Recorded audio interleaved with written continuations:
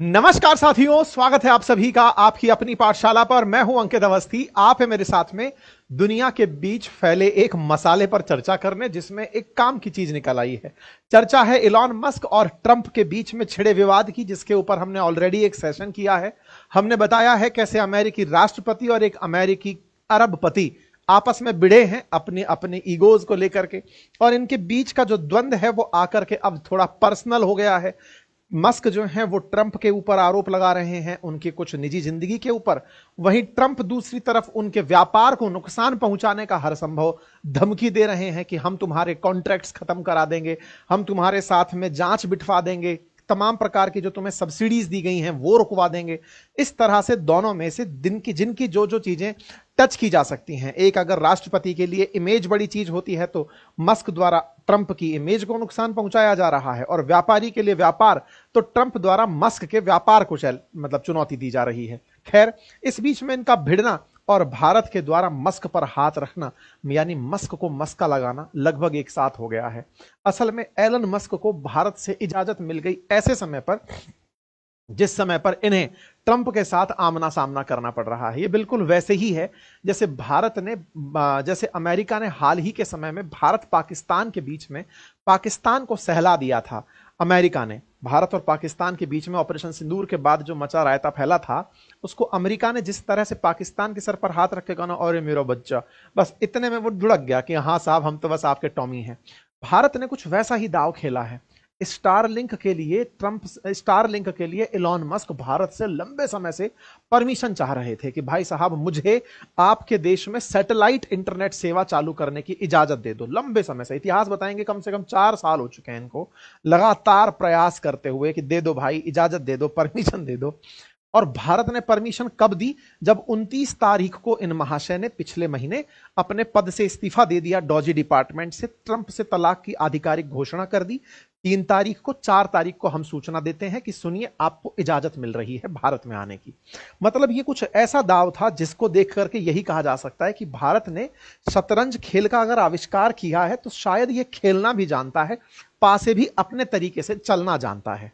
ऐसे में ट्रंप के अगेंस्ट एलॉन मस्क को इस तरह स्टारलिंक सर्विसेज की इजाजत देकर क्या भारत ने ट्रंप का गुस्सा और मोल ले लिया है, या फिर अपने पक्ष में उनका एक प्यादा कर लिया है, या कहिए तो उनका वजीर कर लिया है? अब जो भी आप माने, इलॉन मस्क को फिलहाल इस व्यक्ति को इन्होंने अपनी तरफ कर लिया है, यह कहा जा सकता है। सुर्खियां बनती हैं कि मस्क के स्टारलिंक को भारत में सरकार की तरफ से फाइनल अप्रूवल मिल गया है, और ऐसे में ये अपनी सैटेलाइट से दी जाने वाली इंटरनेट सर्विसेज को भारत में सही से चला पाएगा। हेडलाइंस बनती हैं, Musk Trump fall out, India gives licence to Starlink.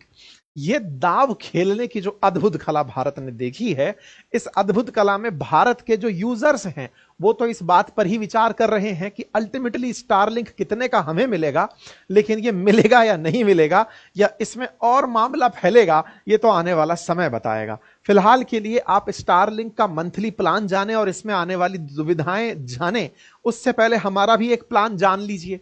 History, geography, polity, economy, Hindi और इंग्लिश माध्यम में अगर आप पढ़ना चाहते हैं तो हमारा एप्लीकेशन है अपनी पाठशाला, जिस पर बेहद विस्तृत तरीके से मैंने चारों सब्जेक्ट्स को फॉर यूपीएससी और स्टेट पीसीएस फाउंडेशन के लिहाज से बनाकर रखा है। आप जाकर उसे एनरोल कर सकते हैं, बहुत ही नॉमिनल प्राइस में, साल भर की वैलिडिटी के साथ उपलब्ध है। और जो वहां पढ़ाया जाता है वो हैंड रिटन नोट्स में उपलब्ध है, आप उन्हें घर बैठे मंगा सकते हैं। राजस्थान प्रशासनिक सेवाओं के लिए भी हमारे हैंड रिटन नोट्स उपलब्ध हैं, आप उन्हें घर बैठे मंगा सकते हैं। हमारे नोट्स कुछ इस तरह से हाथ से लिखे हुए उपलब्ध कराए गए हैं। चलिए आगे बढ़ते हैं।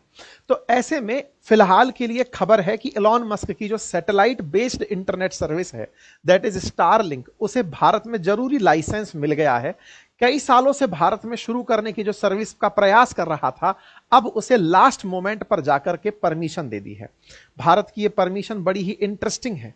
इसको परमिशन देने से पहले हम भारती एयरटेल को परमिशन दे चुके हैं, रिलायंस को परमिशन दे चुके हैं, तीसरे नंबर पर इसे परमिशन दिया गया है। आप देख सकते हैं 2023 में वन वेब यानी कि भारती एयरटेल को परमिशन मिली, रिलायंस को 2024 में मिली और इनको 2025 में मिली है। इस बात के बारे में ज्योतिरादित्य सिंधिया जी के द्वारा, जो भारत के टेलीकॉम मिनिस्टर हैं, इनके द्वारा ये इंफॉर्मेशन एक प्रेस ब्रीफिंग के दौरान कही गई। उन्होंने अपनी तरफ से ये जानकारी देते हुए कहा कि मिनिस्ट्री ऑफ कम्युनिकेशन जो है उनका कहना है Starlink satellite connectivity is like another flower in the bouquet of telecommunication. In addition to mobile connectivity we have optical fibre connectivity. इन्होंने बताया कि भारत में कौन सी कनेक्टिविटी है, अब हम सैटेलाइट कनेक्टिविटी की तरफ भी बढ़ रहे हैं। कुल मिलाकर इन्हें अब लाइसेंस मिल गया है, ये भारत में अपनी सैटेलाइट से कम्युनिकेशन सर्विसेज दे सकते हैं, इसलिए इसे सैटकॉम कहा जा रहा है, यानी सैटेलाइट से कम्युनिकेशन सर्विसेज उपलब्ध करा सकते हैं। इसके लिए हमने इन्हें अप्रूवल दे दिया है। सैटेलाइट से इंटरनेट कैसे आएगा? सैटेलाइट कहां है? तो धरती से लगभग 450 से 550 किलोमीटर के ऊपर एलॉन मस्क ने अपनी स्टारलिंक नाम से एक पूरी सैटेलाइट की दुनिया बनाई हुई है, जिसमें हजारों सैटेलाइट उड़ रहे हैं। उन सैटेलाइट्स के माध्यम से इंटरनेट दुनिया के 130 देशों में पहुंच रहा है। भारत फिलहाल यूज भले ही ना कर रहा हो, वो फ्रीक्वेंसी उसकी भारत में उपलब्ध है। भारत यूज करे तो यूज कर सकता है। भारत ने इनको रोक लगा रखी है। इनकी डिवाइसेस जिसके माध्यम से इंटरनेट पकड़ा जा सकता है, उन्हें रोक रखा है। स्टारलिंक एलॉन मस्क का इस एक प्रोडक्ट है और इस प्रोडक्ट के अंदर इन्होंने बढ़िया तरीके से इंटरनेट सर्विसेज दुनिया के अंदर उपलब्ध कराई हैं। इनकी जो सैटेलाइट बेस्ड जो सर्विसेज हैं वो स्पेस एक्स नाम की कंपनी के अधीन की जाती हैं और इस प्रोजेक्ट को स्टारलिंक कहा जाता है, यानी कि स्टार्स को आपस में कनेक्ट किया हुआ है और ये 20 मिली सेकेंड की लेटेंसी के साथ में 150 एमबीपीएस से बढ़िया स्पीड उपलब्ध कराने के लिए सज्ज है। 30 मई तक इनके पास 7,556 सैटेलाइट अंतरिक्ष में इनके उड़ रहे हैं, जिनका उद्देश्य है दुनिया को बेहतरीन इंटरनेट कनेक्टिविटी उपलब्ध कराना। अपेक्षा करते हैं कि ये 12,000 सैटेलाइट्स के माध्यम से दुनिया को सूचनाएं पहुंचाएंगे। सूचनाएं जाती कैसे हैं? जैसे मान लीजिए ग्राउंड स्टेशन पर सूचना को दिया गया, वो फॉरवर्ड अपलिंक से सैटेलाइट तक जाएगी। सैटेलाइट से यूजर टर्मिनल, जो एक तरह का रिसीवर एंड लगा हुआ है घर पर, वहां तक पहुंचेगी। मतलब कुछ इस तरह से अर्थ से सैटेलाइट तक चीज पहुंची और सैटेलाइट से इस रिसीवर तक जानकारी पहुंचती है। तो सैटेलाइट और अर्थ के बीच में एक तरह से यह समझिए कि आपने अगर कभी बचपन में वो शीशे से खेल खेला हो कि रोशनी दिखाते थे किसी चीज को, फिर वहां से रिफ्लेक्ट होकर दूसरी जगह जाती थी, कुछ वैसा ही है। सूचना को यहां से अपलोड किया गया, अपवर्ड फॉरवर्ड लिंकेजेस का किया गया। कहां गया? तो अंतरिक्ष में बैठी किसी सैटेलाइट पर गया। वहां सैटेलाइट से उसे एक तरह का और आगे की तरफ का रास्ता मिला और वो जाकर के फिर सैटेलाइट ने उसे जिस व्यक्ति तक पहुंचाना था, जिस राउटर तक पहुंचाना था, वहां पहुंचा दिया।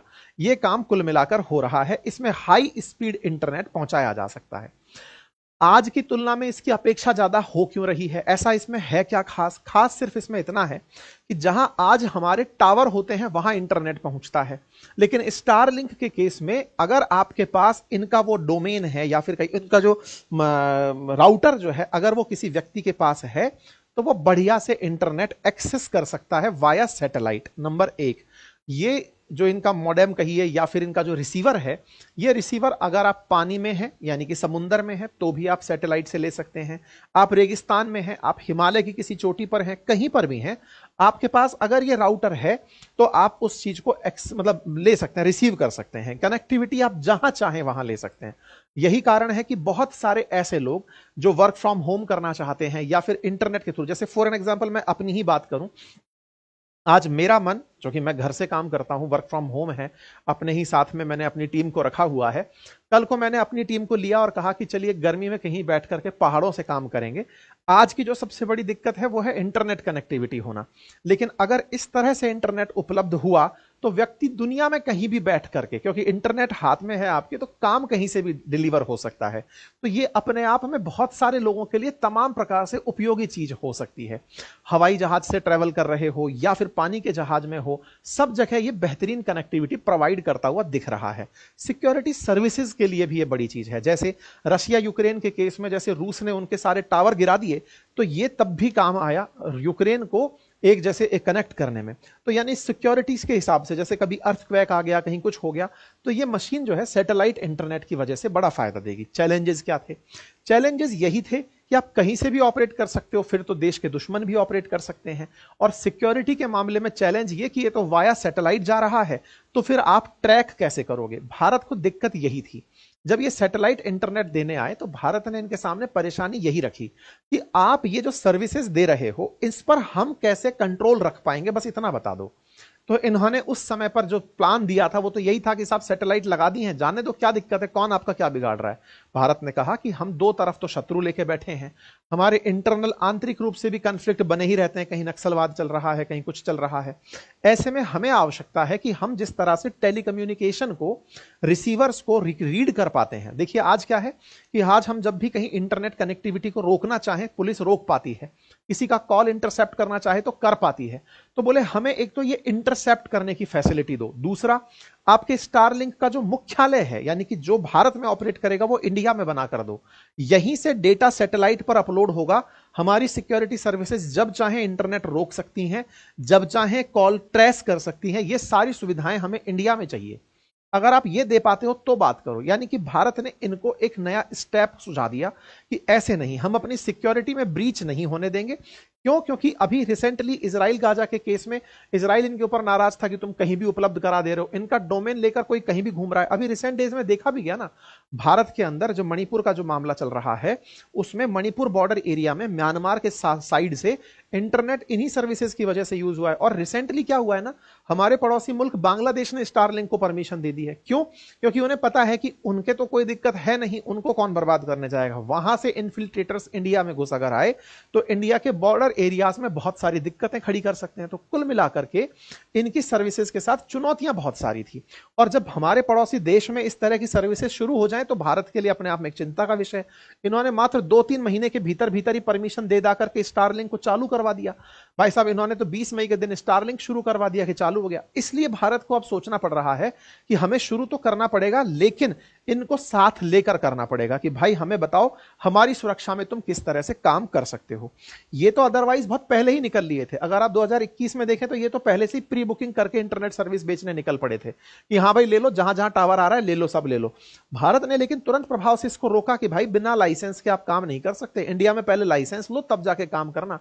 इलॉन मस्क की कंपनी को वापस अपने डब्बे लेने पड़े। ये तो एडवांस बुकिंग चालू कर दिए थे, भारत से बिना पूछे ही डब्बा बेचना शुरू कर दिए, ले जाओ इंटरनेट तो मैंने पूरे दुनिया में उपलब्ध करा दिया है। भारत ने खुद से पहले 5G सर्विसेज उपलब्ध कराई और साथ साथ ये तय किया कि भैया बिना लाइसेंस के आप लोगों को हम परमिशन नहीं देंगे। इस बीच में इलॉन मस्क प्रधानमंत्री मोदी से मिले भी थे, हालांकि तब तक ट्रंप का शासन नहीं आया था।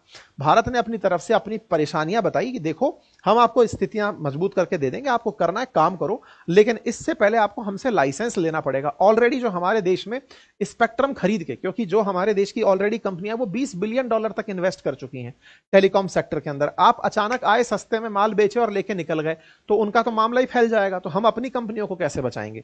तो आप पहले कोई ऐसा प्लान लेकर आओ जिससे आप उनके साथ आ सको, वो आपके वजह से इनसिक्योर फील ना करें जो हमारे देश की ऑलरेडी कंपनियां हैं। यही कारण है कि स्टारलिंक ने भारतीय एयरटेल के साथ और रिलायंस के साथ, दोनों के साथ टाई अप किया है कि भैया माल तुम ही लोग बेचना हमारा, क्योंकि हम तुम दोनों की वजह से ही एंट्री कर पाएंगे, अदरवाइज तुम खफा हो गए तो हमारा कुछ भी नहीं चल पाएगा। तो इस तरह से भारत ने इनको पूरी तरह से परमिशन दी और कहा कि हम तुम्हें परमिशन दे रहे हैं, इन प्रिंसिपल अप्रूवल है, तुम अपना काम शुरू कर पाओगे और फाइनल तुम्हें लाइसेंस भी दे रहे हैं, काम करोगे, लेकिन इस पूरे काम के लिए हमारी शर्तों को तुम्हें सोचना होगा। तो भारत की शर्तें थी और भारत की शर्तों को इलॉन मस्क ने माना और मानने के बाद भारत ने 3 सर्विस शर्तें मनवाई। पहला, इंटरनेट सेवा बंद करने का कंट्रोल सेंटर भारत में बनाओगे। दूसरा, सुरक्षा एजेंसी कॉल इंटरसेप्ट करने की इजाजत हो कि उनको कॉल इंटरसेप्ट जब करना हो वो कर सकें। और सैटेलाइट के जरिए अगर कहीं विदेश में कॉल किया जा रहा है तो पहले स्टारलिंक के गेटवे पर उसे लाना होगा, इसके बाद टेलीकॉम ऑपरेटर उसे विदेश में फॉरवर्ड कर सकेंगे। ऐसा नहीं कि उठाए और टिका दिए, ऐसा नहीं, पहले आपको हमें बताना होगा। और इसके लिए बकायदा इनसे अपने परमिशन लेटर मांगा कि बताओ कैसे कैसे तुम हमसे क्या क्या चाहते हो। कुल मिलाकर के सारी टेलीकम्युनिकेशन की जो आवश्यक चीजें हैं वो इनसे मांगी गई, शर्तें पूरी कराई गई, तब जाके परमिशन दी गई। ये परमिशन मिलने ही वाली थी, इस बीच में ये दोनों लोग उड़ल लिए। कौन कौन? कल हमने इस पर सेशन भी किया था, ट्रंप और मस्क के भिड़ने पर पूरी रामायण खोल के रख दिया इनकी कि इनके बीच में कलेश क्या चल रहा है। इनके पूरे इतिहास के पन्ने निकाल करके रख दिए हैं कि किस तरह से पहले प्रेमी हुए और आज एक दूसरे के शत्रु बन गए।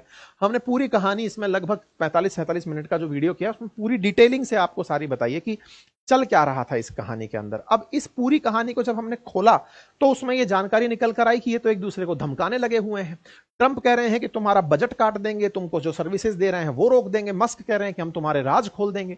ऐसे में इन दोनों के झगड़े के बीच भारत ने इन पर हाथ रख के कहीं दूसरा दाव तो नहीं खेल दिया है। ट्रंप पहले ही पाकिस्तान पर हाथ रख के चल रहे थे, तो क्या हमने ट्रंप के खिलाफ खड़े मस्क को साथ दे करके कोई ऐसा दाव तो नहीं खेल दिया जो कि ट्रंप की दुखती नस को दबा दे कि भाई ये तो हमारी बेइज्जती हो गई है। भारत ने उस समय लाइसेंस दे दिया है जिस समय मस्क के साथ जाने से इन्वेस्टर्स भी डर रहे हैं। टेस्ला के शेयर्स में 15-20% की गिरावट है ये सोच करके कि अब मस्क का क्या होगा। इवन कई सांसद तो ये डिमांड करने लगे हैं कि मस्क से कॉन्ट्रैक्ट छोड़ो, गवर्नमेंट की सिक्योरिटी के नाम पर, नेशनल सिक्योरिटी के नाम पर सब छीन लो। इस तरह की बातें ट्रंप को कही जा रही हैं कि आपके साथ ये कैसे कर सकता है। तो अब ये अपने आप में एक पॉइंट ऑफ कंसर्न रेज हो रहा है कि भारत ये खेला खेल रहा है कि रियल में इसको मौका दे रहा है। खैर, हम तो बात टेक्नोलॉजी की करते हैं कि अगर ये आएगा तो इससे टेक्नोलॉजी इंटरनेट की बढ़ेगी और बढ़ने से हमें फायदा होगा। अब बात कहां अटकी है? बात बस इतनी है कि इनको भारत सरकार का जो इसरो है ना, उसकी एक कमर्शियल विंग है जिसका नाम है इन स्पेस, उसके साथ अब परमिशन और लेनी है सो दैट कि इंटरनेट सर्विस प्रोवाइडर्स को, जो सैटेलाइट सर्विस प्रोवाइडर्स हैं, उन्हें भारत के सैटेलाइट डिपार्टमेंट, जो कि मतलब इसरो के पास में कमर्शियल विंग है इन स्पेस के नाम से, जो कि मतलब ये सारे काम करती है कि भाई आईटी परमिशन चाहिए आपको, अपनी तरफ से सैटेलाइट भेजनी है या कुछ करनी है, उससे भी आप परमिशन ले आओ, उससे परमिशन मिल जाए, अपना काम शुरू करो। तो साहब अब बता दो कितने का बिक सकता है। तो देखो, इनकी तो बात छोड़ो कि ये तो कितने में पाए होंगे, हम अपनी बताएं। पहले तो न्यूज चलना शुरू हुई कि 3,000 रुपए महीने के आसपास ये मिलेगा, लेकिन भारत में कोई 3,000 का खरीदेगा नहीं। तो फिलहाल के लिए इकोनॉमिक टाइम्स में खबर चली कि 850 रुपए टाइप से मंथली प्रोडक्ट लेकर आ सकते हैं, जो कि भारत के अंदर कॉम्पिटिबल है, मतलब कि लोग उसके साथ कंपटीशन रख सकते हैं। ऑलरेडी जियो वगैरह के कई अच्छे प्लान्स जो हैं वो 800-900 रुपए में शुरू होते हैं। तो बोले उसी रेंज में इनका प्लान आएगा। फिर दिक्कत क्या है? तो प्लान में दिक्कत ये है कि ये जितने का प्लान लेकर आ रहे हैं, इस प्लान से कहीं ऐसा ना हो कि जियो और एयरटेल का जो ऑलरेडी प्लान चल रहा है वो पिट जाए। इस बीच में लोगों का तर्क है कि इनका राउटर 20 से लेकर 35,000 के बीच का आता है, तो कोई इतना पैसा थोड़ी खर्च करेगा इनके राउटर के लिए। खैर, इनके राउटर के लिए खर्च करे ना करे, लेकिन जियो और एयरटेल को इनसे एक दिक्कत और हो रही है। और वो दिक्कत क्या है कि सर, हमने तो बिलियंस ऑफ डॉलर खर्च कर दिए स्पेक्ट्रम के लिए, इन्होंने क्या खर्च किया आपसे इस परमिशन को लेने के लिए, ये बताओ। न्यूज सुनने में आ रही है कि भारत सरकार कह रही है कि तुम जो सालाना कमाओगे उससे 4% हमको कमाकर दोगे। ये भारत सरकार मॉडल रख रही है, ऐसा रिपोर्ट्स में सजेस्ट किया जा रहा है। लेकिन वहीं पर प्राइवेट सर्विस प्रोवाइडर्स का कहना है कि सर, आप लोगों ने हमसे एक बार में ही इतना पैसा धरवा लिया था। अब एक सैटेलाइट सर्विस प्रोवाइडर आता है जिसको आप बना बनाया बाजार देते हैं, हमने पूरा माहौल बनाया है, पैसे का बाजार आप उसको देते हैं और आप उसको बिना स्पेक्ट्रम लाइसेंस के थ्रू एंट्री करा देते हैं। तो इसमें, हालांकि इसमें तर्क ये हो सकता है कि सैटेलाइट सर्विसेज में रिलायंस को और एयरटेल को भारत में रोका थोड़ी है, तुम भी सस्ता प्लान ले आओ भाई, तुम भी बिना स्पेक्ट्रम को आवंटित करवाए इस प्लान में साझा हो जाओ, तुम भी अपना इसी तरह से सर्विस देना शुरू करो। लेकिन वहीं कहीं ना कहीं ये सवाल तो रहेगा ही, इनसिक्योरिटी तो रहेगी ही। रिलायंस ने जिस तरह से पहले से बैठे बिठाए कई कंपनियों को उखाड़ फेंका था, बीएसएनएल को लगभग बर्बादी के कगार तक पहुंचा दिया था जियो ने, बिल्कुल वैसे ही अब हो सकता है एलॉन मस्क उनके लिए चुनौती बने। हालांकि इन लोगों ने ऑलरेडी टाई अप कर लिया है, मतलब स्टारलिंक के साथ एयरटेल टाई अप कर चुका है, स्टारलिंक के साथ रिलायंस टाई अप कर चुका है कि हाँ भाई, हमको सर्विसेज इंडिया में कैसे कैसे डिस्ट्रीब्यूट करनी है। पर जो भी हो, कुल मिलाकर खेल सारा पैसे का है भाई। और पूरी देश के अंदर इतनी बड़ी आबादी को सर्व करने के लिए 3 कंपनियां अगर उपलब्ध हो रही हैं, तो ये जैसे चाहेंगी प्राइस रखेंगी, जिसके साथ चाहेंगी जो डील करेंगी। भारत सरकार क्या करती है ये उसके हाथ में है। बाकी आप इस विषय पर क्या सोचते हैं, अपनी राय कमेंट बॉक्स में जरूर रखें। क्या भारत ने ये सही किया मस्क को इस समय परमिशन देकर के, या फिर ये तो सिस्टम का पार्ट था, होना ही था, हमें नहीं पता था, बस ऐसे समय पे परमिशन देनी है और हमने दे दी। आपकी जो भी राय हो कमेंट बॉक्स में जरूर रखिएगा। फिलहाल के लिए इतना ही। जानकारी पसंद आए तो साथियों से अवश्य साझा करें। और बात हो ट्रंप की, तो ट्रंप अभी भी मस्क से खिजाए तो पड़े हैं, लेकिन खुलकर कुछ नहीं बोल पा रहे हैं। वो हर चीज में बचना चाह रहे हैं मस्क के ऊपर कुछ बोलने से, क्योंकि मस्क कंट्रोल करते हैं पूरे ट्विटर को और इनके खिलाफ पूरा मोमेंटम चला देंगे। फिलहाल के लिए इनकी तरफ से इतना ही अपडेट है। ठीक है साहब, थैंक यू सो मच।